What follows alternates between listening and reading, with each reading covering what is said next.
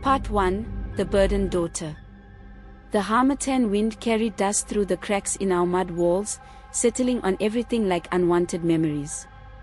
I sat on the worn mat in the corner of our compound, grinding pepper with my mother's old stone mortar, watching the red sun sink behind the iroko trees that marked the boundary of our village, Umura. My name is Adanna, which means a father's daughter, but I often wondered if my father ever truly claimed me as his own. Useless girl. Is that how you grind pepper? With the strength of a dying chicken? My mother's voice cut through the evening air like a machete through cassava stems.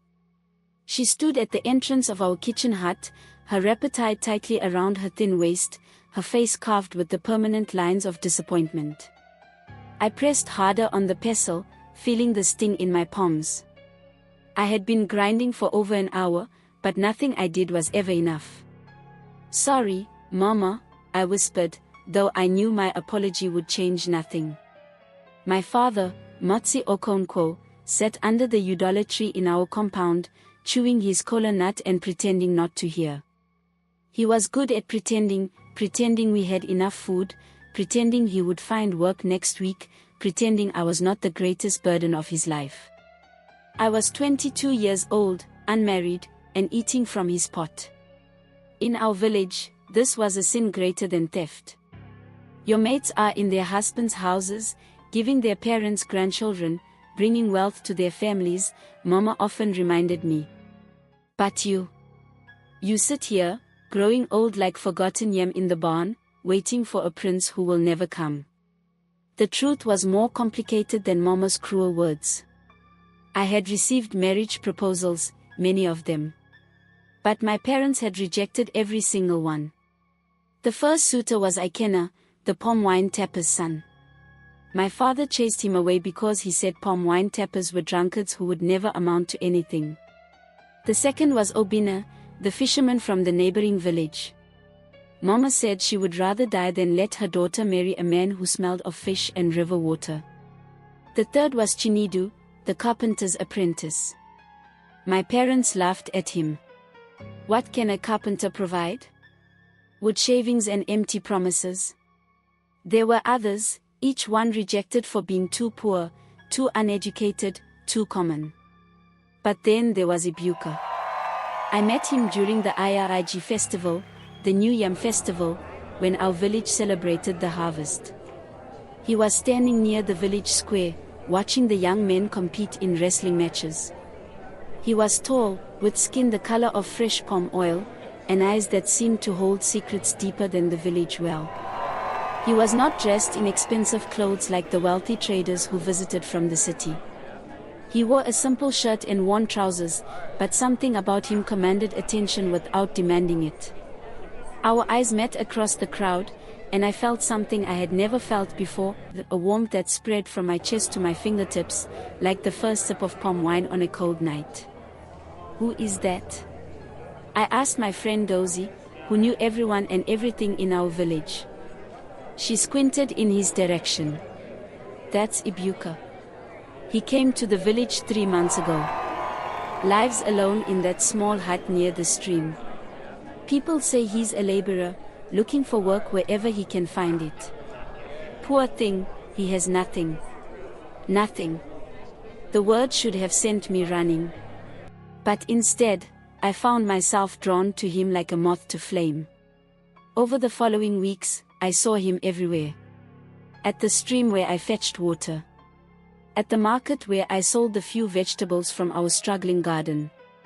At the church, sitting quietly in the back row. We began to talk. Small conversations at first, about the weather, about the crops, about the stories the old people told under the moonlight. But slowly, those conversations deepened. Ibuka was different from any man I had ever met. He listened when I spoke. He asked about my dreams, my fears, my thoughts. He did not treat me like a burden or a commodity to be traded. He saw me, truly saw me, in a way no one else ever had. "What do you want from life, Adanna?" he asked me one evening as we sat by the stream, our feet dangling in the cool water. No one had ever asked me that question. I want to be free, I said, surprising myself with my honesty. Free to choose. Free to love. Free to live without feeling like I'm suffocating under the weight of everyone's expectations. He nodded slowly, as if my words confirmed something he already knew. Freedom is the most valuable thing a person can have. More valuable than gold, more precious than land. Easy to say when you're a man, I said, a bitter edge to my voice. Men are always free. Women are traded like goats at market. Not all women, he said quietly. Strong women take their freedom. They don't wait for permission. His words planted a seed in my heart that would grow into something neither of us could have predicted. 3 months after we met, Ibuka came to my father's compound to ask for my hand in marriage. I watched from the doorway of the kitchen hut as he knelt before my father, presenting a bottle of palm wine and a small kola nut, the traditional symbols of a marriage proposal. My father didn't even let him finish speaking. Get out, Motsi Okonko said, his voice cold as harmattan wind. Get out of my compound before I call the young men to throw you out. Ibuka remained on his knees, respectful despite the humiliation. Motsi, I love your daughter. I will take care of her. I will honor her and protect her. With what? My mother appeared from nowhere, her voice sharp as broken glass. With what will you take care of her? You live in a hut that leaks when it rains. You do odd jobs like a beggar. You have no family, no land, no money. What can you possibly offer our daughter? I can offer her love, Ibuka said simply. I can offer her respect. I can offer her a partnership built on. My father threw the palm wine bottle to the ground, where it shattered into 1,000 pieces. The red liquid spread across the earth like blood. Love, he spat. Love doesn't feed children. Love doesn't pay school fees. Love doesn't build houses or buy land. You come here with nothing and expect me to give you my daughter?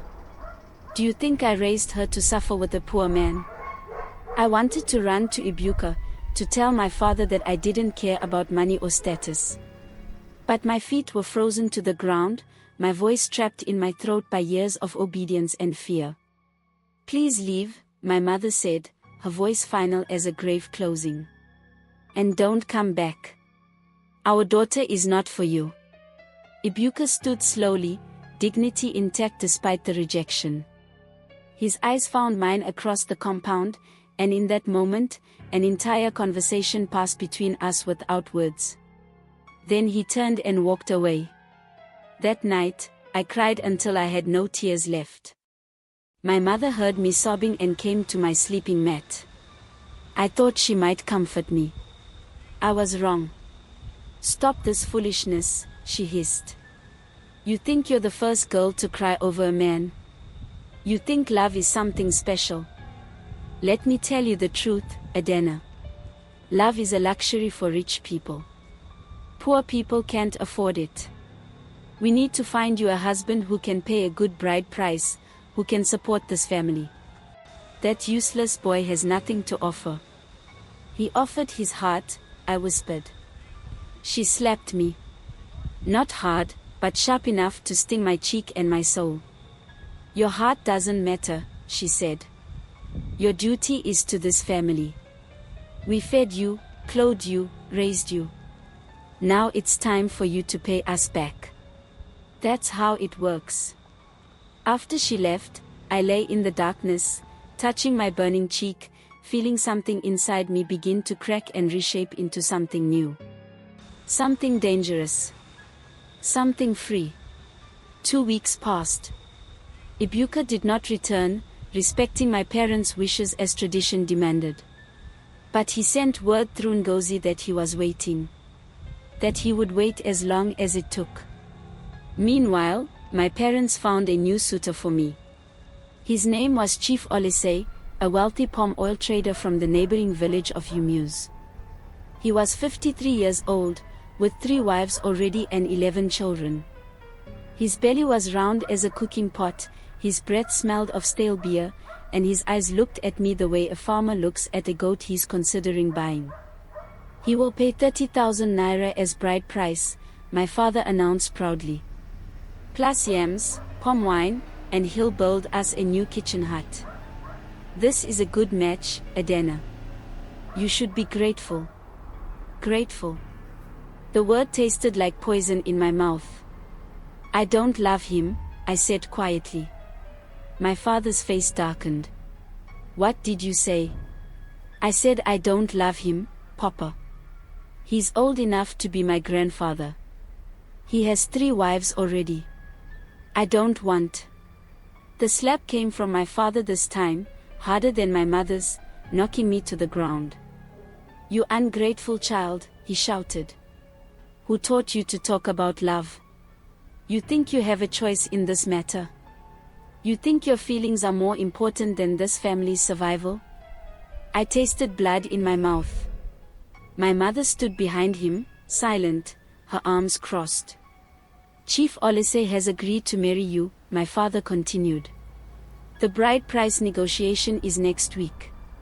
You will smile, you will be respectful, and you will do your duty to this family. Do you understand?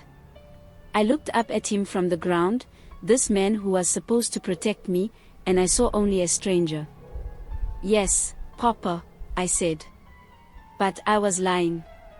That night, I made a decision that would change everything. I had been saving money in secret for 3 years.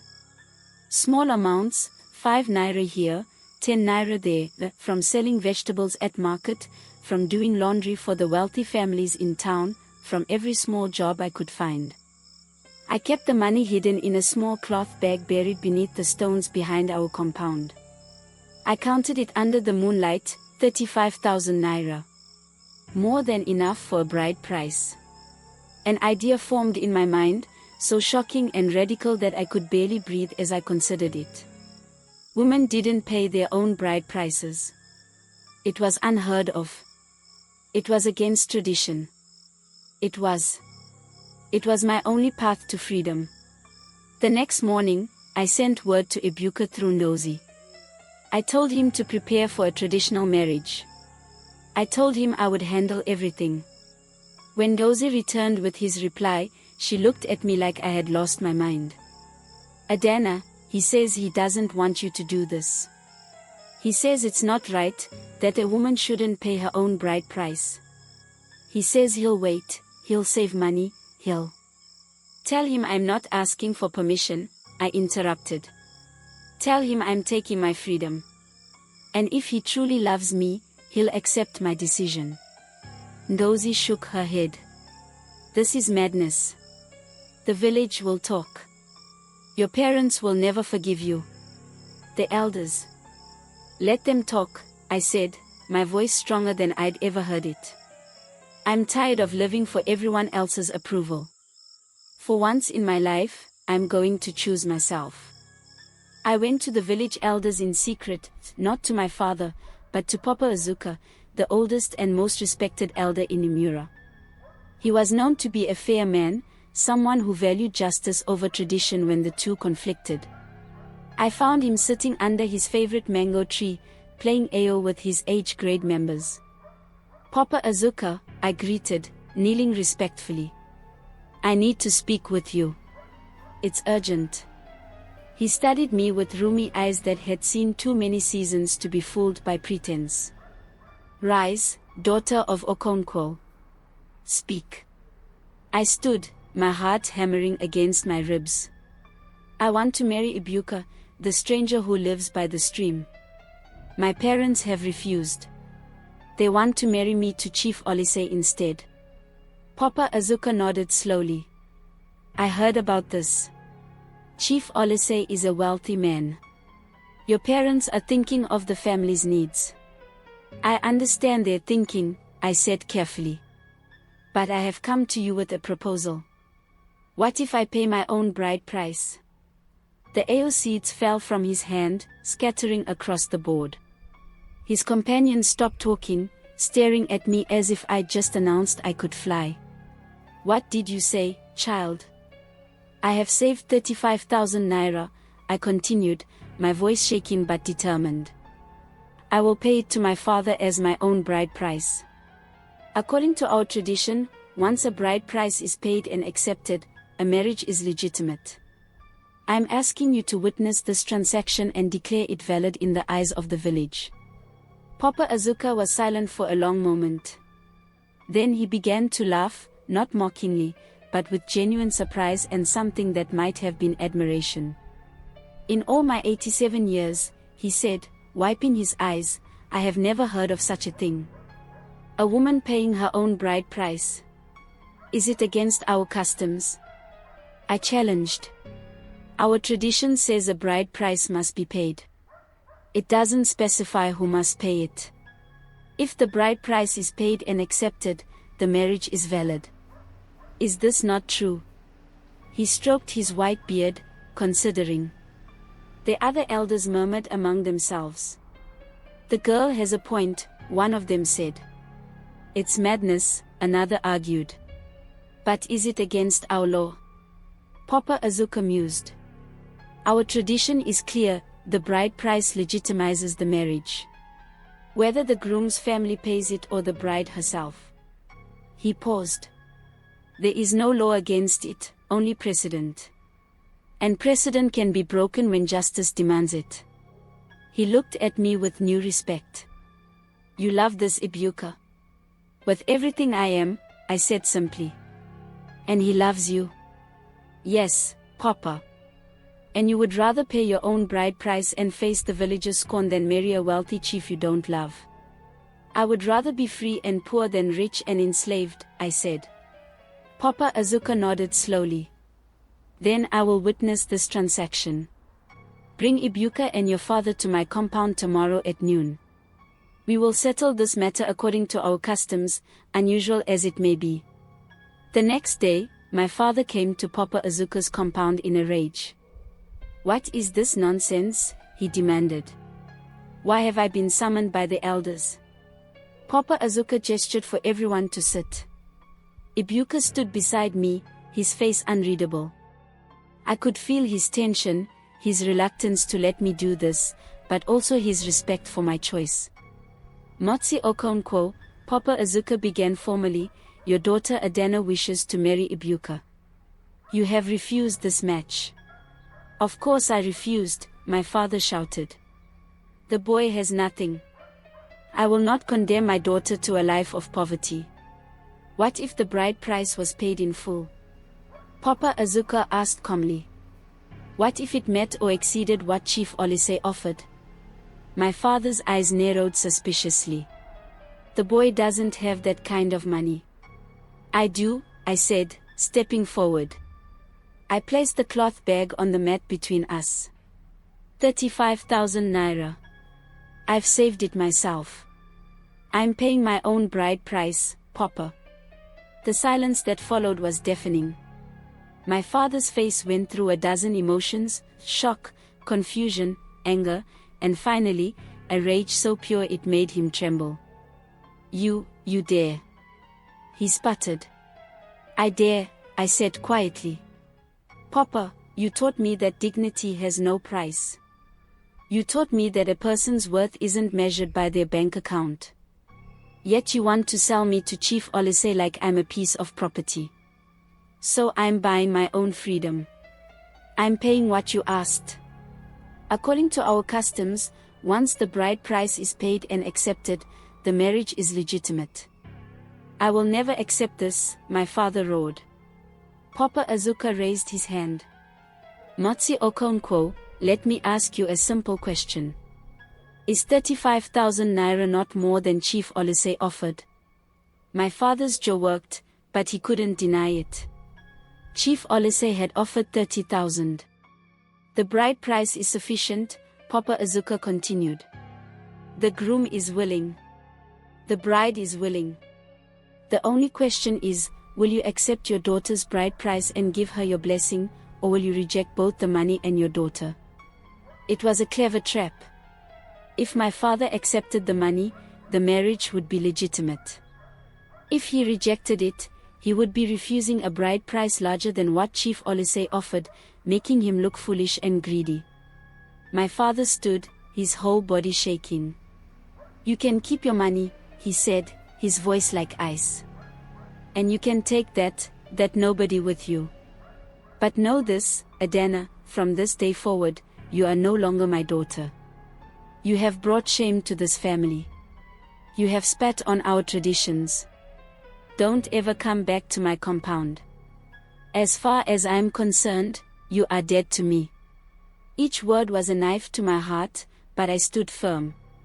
"Then consider this money a payment for 22 years of feeding and clothing a daughter you never wanted," I said, my voice breaking. "I release you from your burden, Papa. And I release myself from yours." I turned to Papa Azuka. "Elder, will you bless our union?" He nodded solemnly. "According to our customs, though unconventional in method, this marriage is legitimate. The bride price has been offered and, though rejected by the father, has been witnessed by the elders. Ibuka, do you take Adanna as your wife?" "I do," Ibuka said, his voice thick with emotion. "Adanna, do you take Ibuka as your husband?" "I do," I whispered. "Then by the authority given to me by our ancestors and our traditions, I declare you husband and wife. May the gods protect you both. You will need it." The news spread through Umura like wildfire through dry grass. "Did you hear? Okonko's daughter paid her own bride price. Shameless girl. What kind of woman does such a thing? She married that poor nobody who lives by the stream. Her father has disowned her. Good riddance. She'll come crawling back when hunger bites. Pride doesn't fill the belly." Within days, I became the village scandal. Women whispered when I passed. Children pointed and giggled. Even my former friends avoided me, afraid that my shame would contaminate them. Ngozi was the only one who remained loyal, though even she looked at me with worried eyes. "Adanna, are you sure you did the right thing?" she asked as we sat by the stream, washing clothes. The other woman had moved away when I arrived, creating a circle of empty space around me like I carried a disease. "I married the man I love," I said, scrubbing my wrapper against the stone with more force than necessary. "How can that be wrong?" "But your family, the village, everyone is talking. They say you've broken tradition, that you've shamed your father, that no good can come from a marriage that starts like this." "Let them talk," I said, though each word of gossip felt like a stone thrown at my back. "Their opinions won't pay my bills or keep me warm at night." But the mockery hurt more than I wanted to admit. Ibuka and I moved into his small hut by the stream. It was tiny, just one room with a cooking area outside and a pit latrine behind a makeshift fence. The roof leaked when it rained. The walls were thin. We had almost no furniture, just a sleeping mat, one pot, 2 plates, and a few cups. Compared to my father's compound, it was practically nothing. But it was ours. And for the first time in my life, I felt free. Ibuka was gentle with me, patient as I adjusted to married life. He worked hard, taking any job he could find. He cleared land for farmers, carried loads at the market, helped build houses, fixed roofs, anything that would put food on our mat. I worked too. I cooked for wealthy families, sold firewood, helped with harvesting, plaited women's hair, anything to contribute to our survival. We were poor, but we were happy. At least, I told myself we were happy. But poverty has a way of grinding down even the strongest love. 3 months into our marriage, I discovered I was pregnant. I should have been overjoyed. Instead, I was terrified. We barely had enough to feed ourselves. How would we feed a child? I told Ibuka the news one evening as we shared our dinner, a small portion of boiled yam and palm oil. We couldn't afford meat or fish. His face lit up with joy. "Adanna, this is wonderful news. We're going to be parents.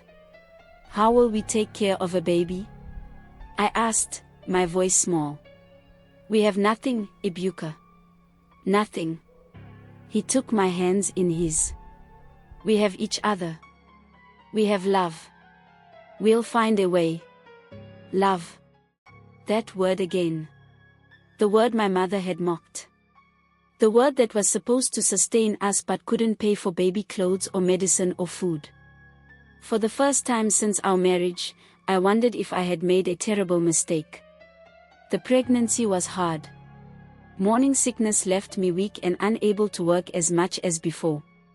Our income dropped. Some days we had only one meal. Some days, Ibuka pretended he wasn't hungry so I could eat his portion. The village women were merciless.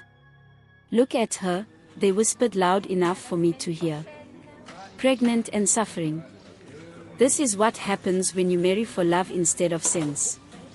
Her father tried to save her. Now she's paying the price for her stubbornness. That husband of hers can't even afford to feed her properly. Look how thin she's getting. I tried to ignore them, but their words burrowed under my skin like jiggers. One day, I went to the market to buy cassava. Chief Olise was there with his wives, distributing goods from his latest trade. He saw me and smiled, a cruel, knowing smile. "Ah, Adanna," he called out loudly, making sure everyone could hear. "The girl who thought she was too good for me. How is married life treating you? You look thin. Are you eating well?" His wives giggled behind their hands.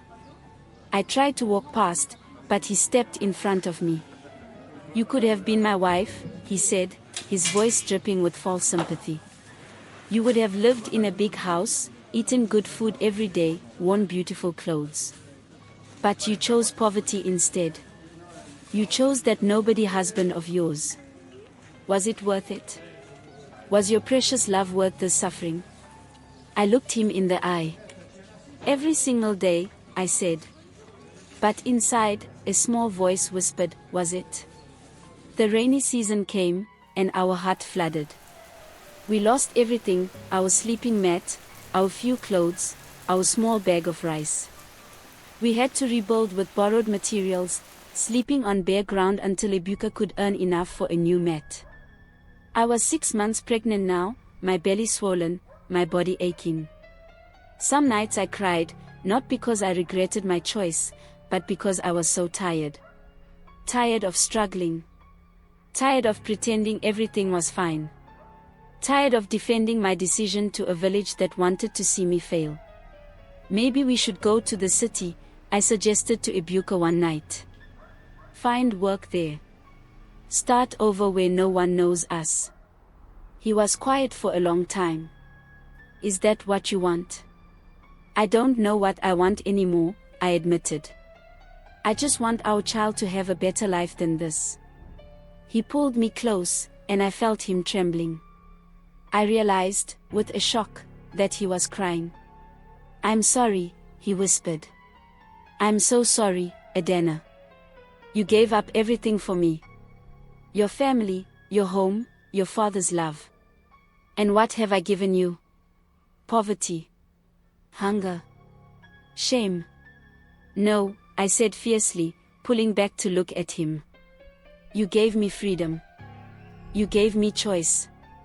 You gave me love. That's worth more than." "Is it?" he asked, his voice raw. "Look at us, Adanna. Look at what we've become. You're pregnant and starving. I work every day until my hands bleed and we still can't afford proper food. Your father was right. Love doesn't pay bills. Love doesn't protect you from." "Stop," I said, pressing my hand over his mouth. "Don't say that. Don't ever say that.